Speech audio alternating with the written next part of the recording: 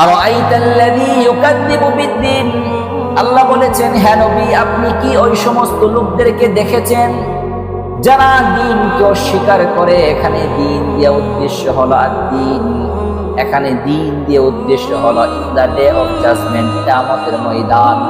কারণ ঈমানের দাবি হলো 6টা। 1 নাম্বার হলো আমানতু বিল্লাহি, 2 নাম্বার ওয়া মালাইকাতিহি, 3 নাম্বার ওয়া কুতুবিহি, 4 নাম্বার ওয়া রুসুলিহি ওয়াল ইয়াউমিল আখিরি ওয়াল কদরি খাইরিহি ওয়া শাররিহি মিনাল্লাহি তাআলা ওয়াল বা'সি বা'দাল মাউত। আপনি যদি এই 6টা বিষয়ের উপর ঈমান আনেন তাহলে আপনি ঈমানদার।